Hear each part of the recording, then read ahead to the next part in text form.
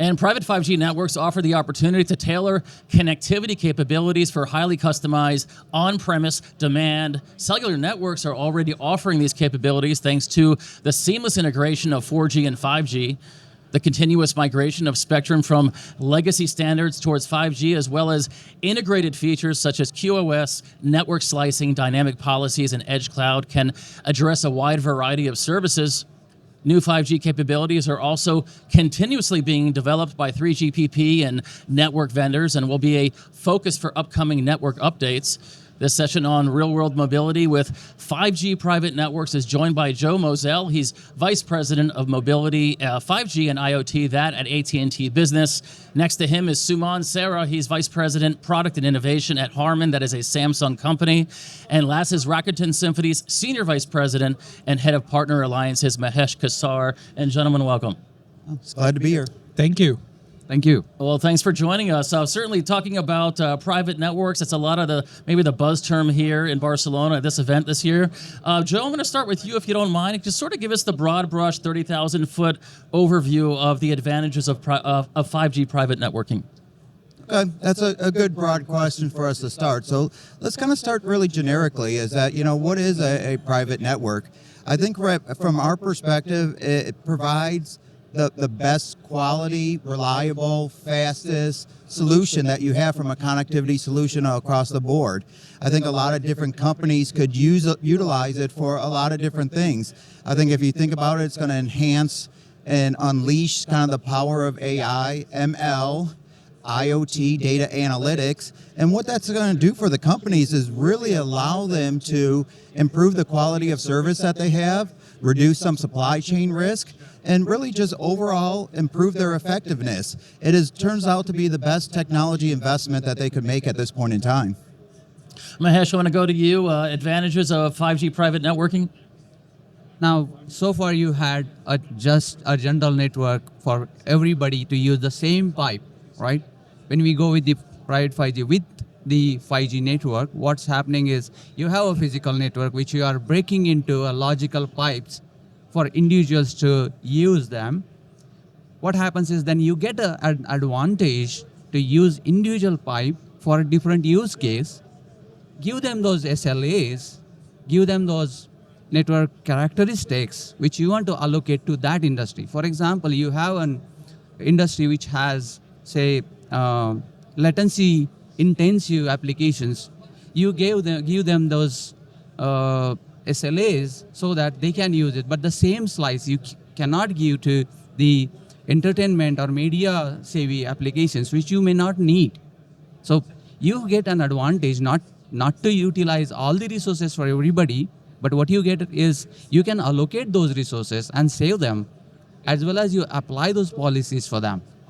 So that is an advantage you get through the newer architecture with the 5G, right?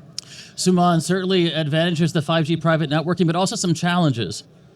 Yeah, so maybe one thing I would also extend on the advantages, I think what my esteemed colleagues have shared here, one thing I would highlight is what 5G also brings is a unique set of capabilities through enhanced mobile broadband, through ultra-reliable, low latency, as well as massive machine type communication.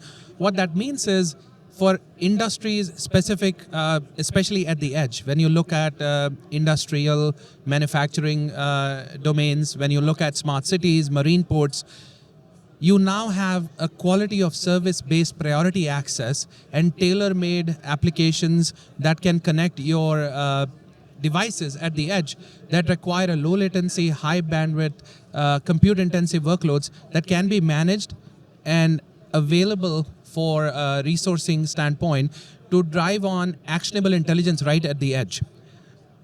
Now, that also brings me to what are some of the challenges associated. So traditionally, if you look in the IoT, I'll pick examples of smart cities or ports as an example. Most of these enterprise, let's say a port authority, they have to contend with different types of data sensors. That means the connectivity is not really wired or wireline all the time. It's a hybrid. It's a mix of devices. Some of them may be on Ethernet, some of them may be on Wi-Fi, some are on cellular, some may actually require a dedicated performance like network slicing. So what ends up happening is if an enterprise is moving towards a private 5G, it may seem simple to manage, to set up the network, but essentially it comes down to if you don't have the right personas in the value chain that are actually going to manage those assets in a way that it helps to drive the actual value, it becomes a bottleneck later. It's very easy for all of us. I mean, I've been coming to the show for the last 10 years. Over the last 4 years, we've seen the rise of edge. You know, IoT was a hype maybe in 2015, 2016, but over the last 7, 8 years, one thing has become clear, that the action is going to take place at the edge. And network is a fundamental fabric.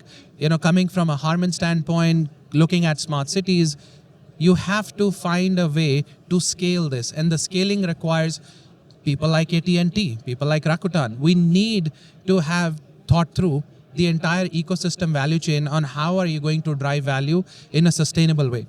POC to a scalable blueprint is not the same without having the proper SIs and other personas in the mix.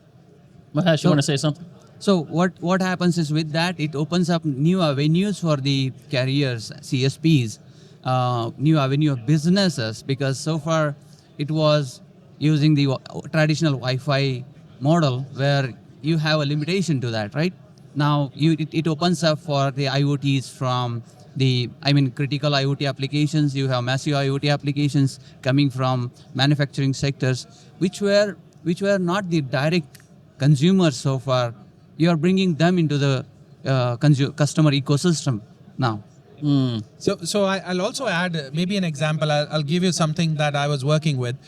So when you look at the ports, you know, marine ports, everybody takes them for granted, but it was quite felt during COVID when the supply chain resiliency obviously did not exist, right? People were going crazy for as simple as daily things like toilet papers, but more importantly, even the healthcare and all those different industries suffered because we lacked resiliency in the supply chain. Part of this was the surface mobility, but the bigger problem was the ports simply could not handle the intake. There was a time in LA, the port of LA, we had 70 or 80 ships that were stranded at the port or the coast who were not able to offload the containers. And when you look at the promise of 5G, you see the ability to bring different technologies, whether it's making the containers, tagging the containers to a different lorry, especially if it's a high value inventory. You can automate a lot of those processes that require today things that are done manual on a paper. So we've seen some of this being done in different ports. LA is a perfect example. And if you look at Industry 4.0, when 5G enables time-sensitive networking, which is critical when you have a robotic arm assembling products, you have AI workloads like machine vision, those applications simply won't be possible without 5G. And private 5G enables the quality of service that is required to bring about the automation with the quality, with the dependability and serviceability in mind. It's all deterministic use cases that 5G is enabling. Yeah, I mean, it's really the combination of all three of our companies that is going to give everybody that flexibility and that security. I mean, 5G is going to give you guys the security to do that, to give you that specific outcome, but to do that critical mission stuff. And I think that's the really important thing, is that how secure these private networks are, especially when you have a private core and private SIMs. Well, you know what, Mahesh, and I'll go down the line here. Let's talk about that a little further. Let's talk about critical infrastructure and private networks. Maybe a use case or an example that you can provide where that applies. Typically, there are for the it's more towards the IoT applications for the industries when it goes to obviously the internet and the consumer and the media is one application which is widely used, but and it has been spread for a long. But if you look at the industries, look at the massive IoT applications in the industrial, I would say IIoT Yep. or Industry 4.0 applications. In those cases, the applicability of, I would say, the applications were not those which were mature enough. Now you can put an effort to get those applications in the ecosystem now, right? That is one. Second, in terms of the mobility as well, most of like we were discussing before, there are software-defined cars now, right? Now network has become a software-defined network. cars will become software-defined cars, there will be applications which will be software-defined something. And when you have that, to run that with the other applications, you need a network which is working with a sufficient latency you provide, secured, and you have flexibility to apply those policies and SLAs to those applications. So from that perspective, you will see that the new applications will come on board which were not used so far. Similar thing applies to medical applications, which again becomes a critical IoT case, because you do a remote surgery, you need to have those level of latencies with you. Suman, when 5G private networking becomes critical, can you give us maybe a use case? So I'm going to stick to the automotive and the smart city Absolutely, use yeah. case. That's the world I lived in and I'm living in. Pretty passionate about it, as they drive the quality of life for all of us, as we seem to take a lot of this for granted. So picking an example of intelligent transportation, the move towards, and I think Mahesh touched on this a little bit, as the networks need to scale to support the scalability of different domains, automotive is an industry that is going through a digital transformation. And in that sense, we're going from an internal combustion engine-based mobility to more electric mobility, right? That also is fueled by sustainability, climate change, and all of those incentives that the governments around the globe are putting together. What starts to happen is, as you're trying to balance your power budget, let's say you have an electric vehicle, you're driving along the road. If there is an opportunity to move the non-mission critical workloads off to a MEC, multi-access edge computing, and those telco operators are providing those capabilities along the road, what we are noticing in the automaker community today is there is a significant amount of interest. Hey, with all these different software-defined vehicle architectures that will be coming and hitting the market, we're running out of the compute cycles, we're running out of the power budget. Is there a way that Harman or the industry can come together and offer a way for us to take care of certain applications that don't need to necessarily be sustained within the vehicle? Example being, there may be CDN, as an example, content delivery networks may be able to provide more immersive experiences, because the car is going to become an extension of your home and an office. It is an extension of your space. It's no longer a vehicle that simply takes you from point A to B. So to me, availability of, and again, it's a combination of public and private networks that will enable all of us to have a sustainable and a safer mobility. So that to me is going to be absolutely essential for us to achieve that. Certainly, AT&T Business is in the automotive space. A lot of activity there. Joe, can you sort of broad brush that for us in your role there? Yeah, sure. I mean, we talked before as how this show started out as an IoT show. Well, what I would tell you guys is 5G is actually a network for IoT. I mean, it's a natural extension. AT&T as a leader in the connected car space, as a leader in IoT, private 5G is a natural extension to what we're doing. And we talked about a lot of different use cases, and one of the use cases that I like to do is in the automotive channel, since connected car is near and dear to my heart here, is that, it's a complex ecosystem, and there's no other better area for us to talk about private 5G that could really benefit from a network that is secure, fast, and reliable. So let's talk about it. I mean, I said before, it's complex. I mean, it's a complex industry to build a vehicle, whether it's combustion engine or EV, like you mentioned earlier. And I think the one important thing to say about it is that what does private 5G do for you?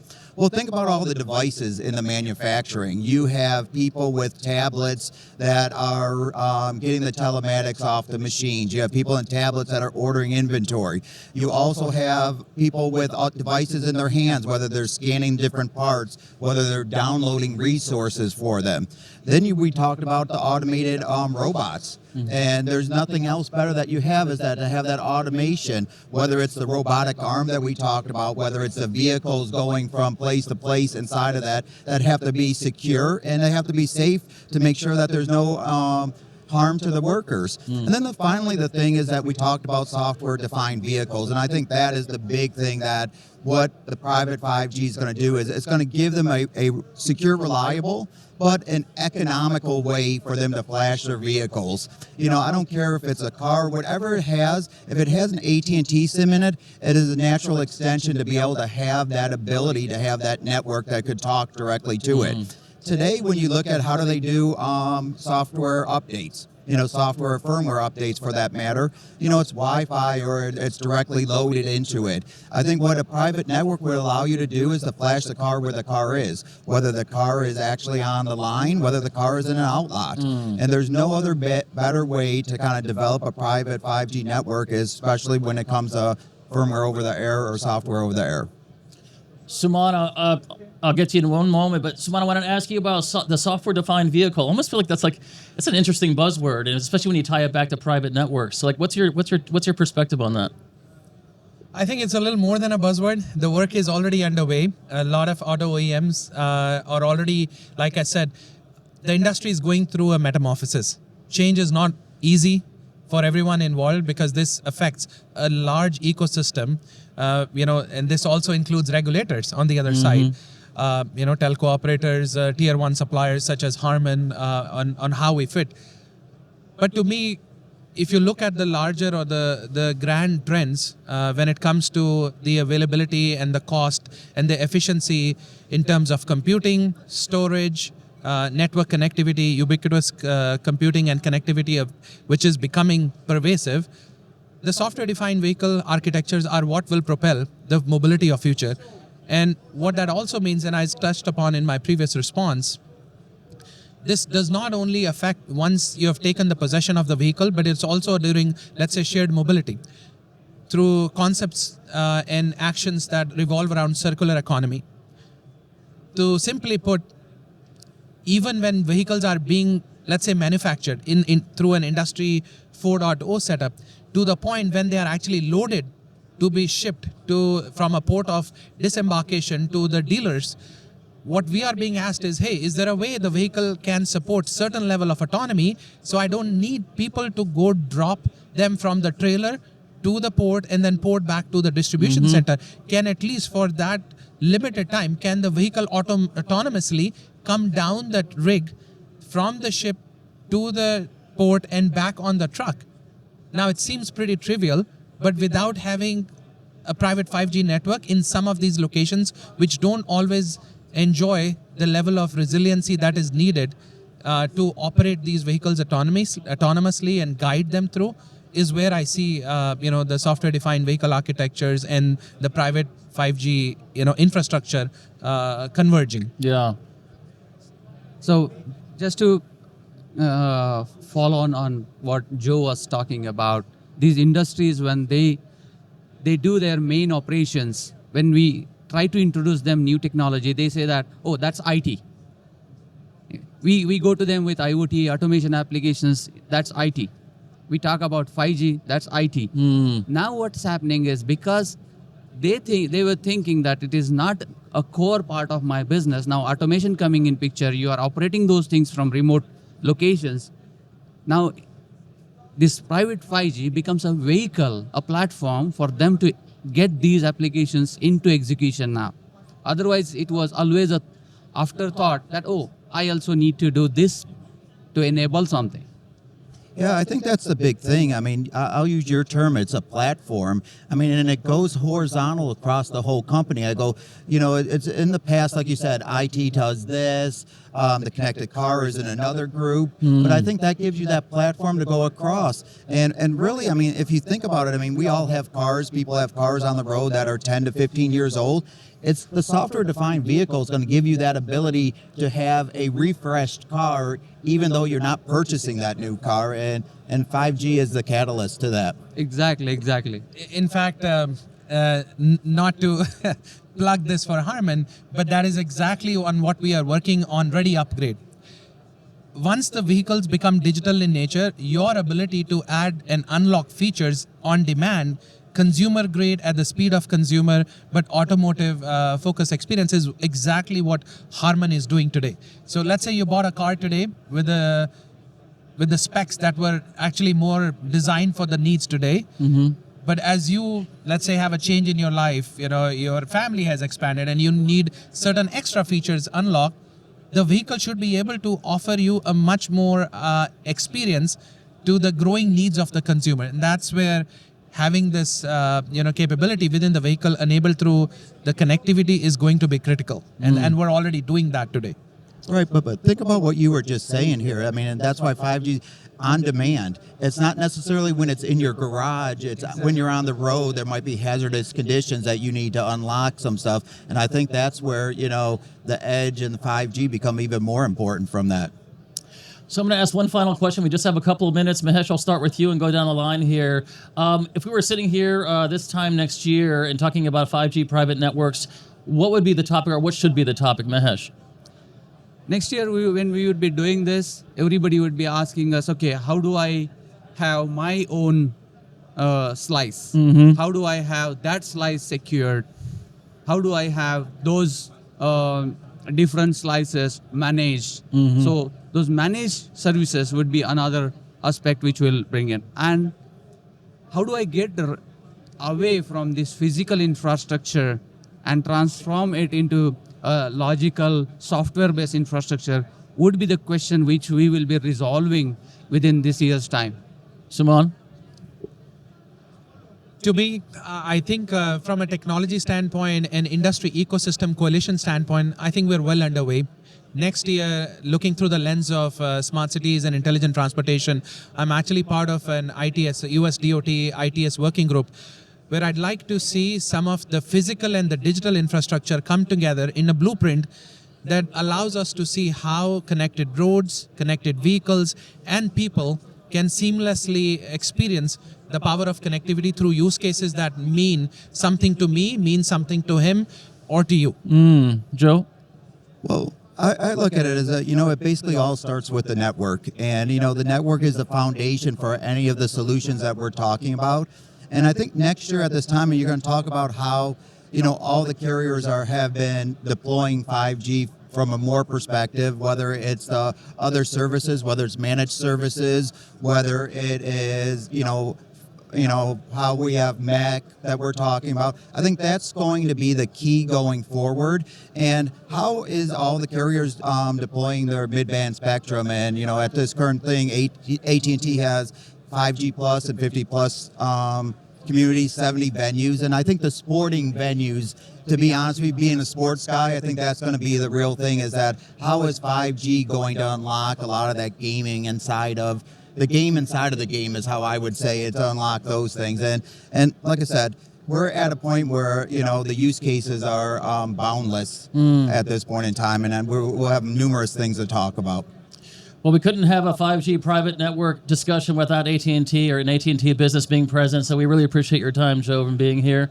I know you have a busy schedule, as we all do. Suman, good to meet you. Good to have Harman Automotive on the session as well. I'm sure we'll do more of these in the future. And Mahesh, thanks so much. Thanks for joining us. Thank you for having us. Yeah, Thank thank you. you. Appreciate it.